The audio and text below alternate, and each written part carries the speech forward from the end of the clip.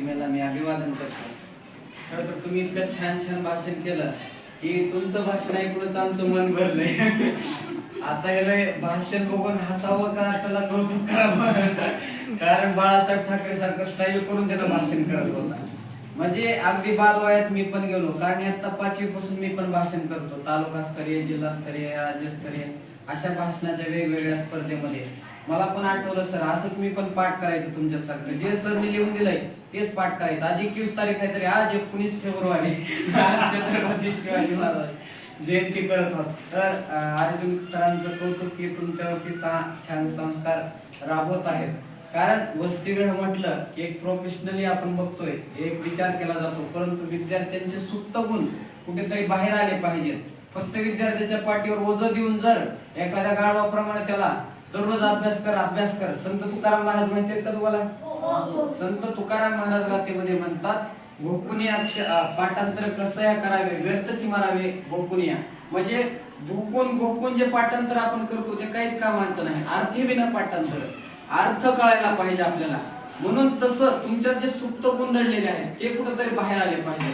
आता खूप छान छान दोघा ठिकाणी भाषणे केली तर तुमच्यात एखादा चांगला वक्ता घडू शकतो. आणि लहान वयामध्ये जर तुम्ही भाषण करायला वाव दिली तर भविष्यामध्ये तुमचं जे भविष्य आहे ते उज्ज्वल असेल. आज आपण छत्रपती शिवाजी महाराजांची जयंती करत आहोत. आता तुमच्यापैकी एकच की शिवाजी महाराज 17व्या शतकात झाले. 1630 सांगितले की तुम्ही, 19 फेब्रुवारी 1630 ला शिवाजी महाराजांचा जन्म झाला. म्हणजे 450 वर्षापूर्वी छत्रपती शिवाजी महाराजांचा जन्म झाला. त्यांची आपण जयंती साजरी करत आहोत. पण आपल्याला आपल्या खापरपंजाचं नाव माहिती नाही. पण शिवाजी महाराजांची आज आपण जयंती करत आहोत. त्यांच्या आजोबाचं पंजोबाचं अख्खी वंशावळ आपल्याला पाठ आहे. का? तर शिवाजी महाराजांचं तसं कर्तृत्व होतं. मग कर्तृत्व म्हणजे काय असतं? आज तुम्ही म्हणताल की शिवाजी महाराज तलवार घेऊन ढाल घेऊन लढले. आज कुठं आम्हाला तलवार आहे, पण तुमचं पेन म्हणजे तुमची तलवार आहे. तुमचं शस्त्र काय? पेन. आणि शिवाजी महाराज रणांगणावरती लढायचे. तुम्ही कुठं लढायचे? परीक्षेमध्ये. बरोबर आहे का? पेन घेऊन तुम्ही परीक्षेला रणांगण केलं पाहिजे. आणि ढाल हे तुमची जो पेपर आहे तो ढाल असला पाहिजे. आज एमपीएससी यूपीएससी सारखे गड किल्ले आहेत ते आजच्या मावळ्यांनी सर केले पाहिजे. म्हणून शिवाजी महाराजांकडून आपण काहीतरी शिकलं पाहिजे.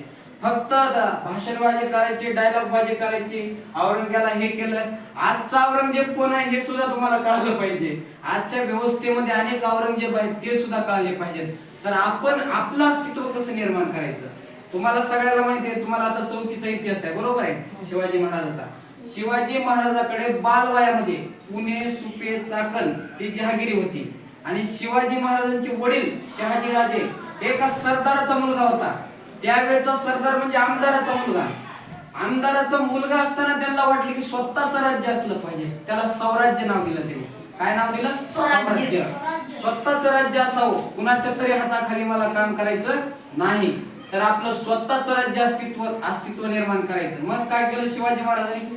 18 पगड जातीच्या मावळ्याला एकत्र केलं. प्रत्येक जातीच्या सगळ्याच मावळ्याला एकत्र केलं, लहान लहान मुलांना. आणि लहान वयामध्ये शिवाजी महाराज खेळ खेळायचे. एका दगडाच्या सिंहासनावर राजा म्हणून बसायचे, बाकी प्रजा करायचे बाकीच्या लेकरांना. म्हणजे लहान वयात ते इतके पुढले स्वप्न बघितले होते. आज तुमचे स्वप्न काय? तुम्हाला वाटते सलमान खान व्हावं, शाहरुख खान व्हावं, पुरीला वाटते कटरीना व्हावं.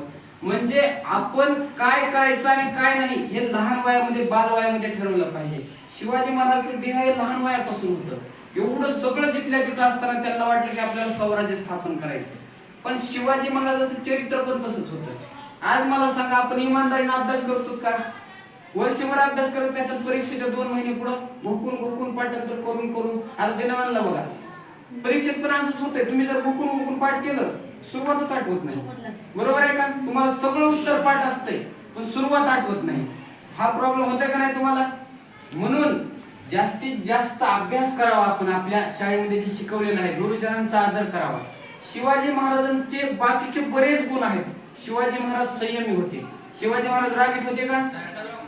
तुम्हाला माहिती असेल, मिर्झा राजे जयसिंग नावाचा एक राजा होता. तो औरंगजेबाच्या इथं काम करत होता. मग काय झालं? शिवाजी महाराजाला कळालं की मिर्झा राजे जयसिंग म्हणजे लय मोठा राजा आणि आपल्यापेक्षा चांगला आहे, चतुर आहे, बुद्धिमान आहे, आपल्याला भारी पडतंय. मग शिवाजी महाराजांनी तिथं त्याच्याबरोबर लढाई केली नाही, तह केला. 23 किल्ले देऊन टाकले त्याला. नंतर हिरे दिले, मोहरे दिले आणि म्हणले बाबा तुला मोठा आहे, तुझ्यासोबत मी युद्ध करू शकत नाही, तह करू आपण. त्याला किल्ले देऊन टाकले.